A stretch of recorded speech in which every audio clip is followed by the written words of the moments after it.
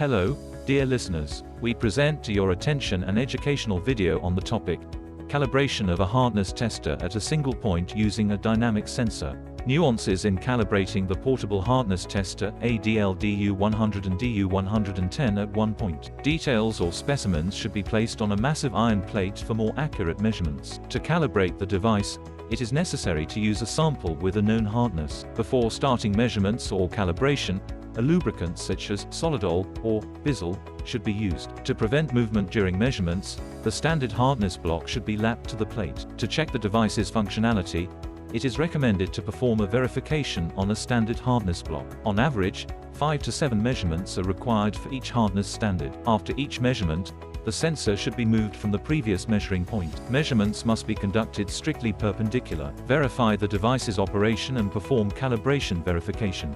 To verify the device's functionality, we will conduct a hardness measurement on a standard hardness block with a value of 61.2 HRC. To prevent movement during measurements, we lap the standard hardness block to the plate.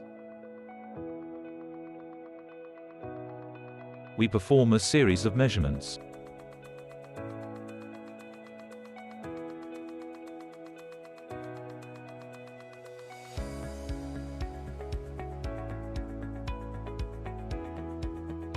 The values correspond to the standard hardness block with the reference value of 61.2 on the Rockwell scale. Calibration of the device at a single point. We are using a sample with a hardness of 50 to 51 HRC, which was previously measured on a stationary hardness tester. Additionally, this sample differs in characteristics of the structural alloy from the material of the standard hardness block.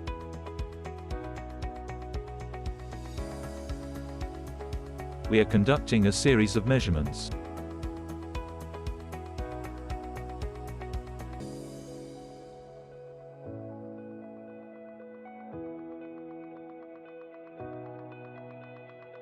During the measurements on this sample, we notice elevated readings.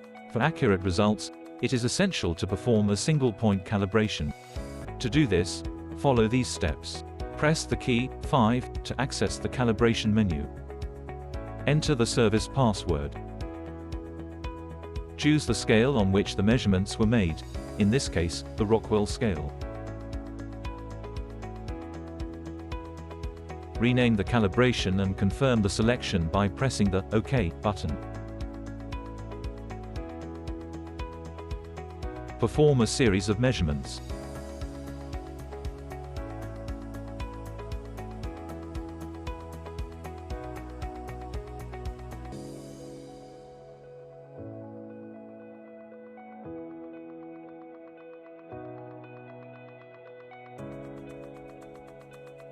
After completing the series of measurements, confirm the result by pressing the OK button and enter the reference value of 51.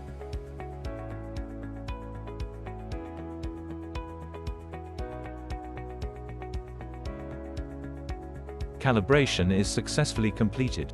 Now, by pressing the Back button, we return to the main menu, and then press the 5 button to access the calibration section. Next, in the Custom section, we select the calibration we just performed.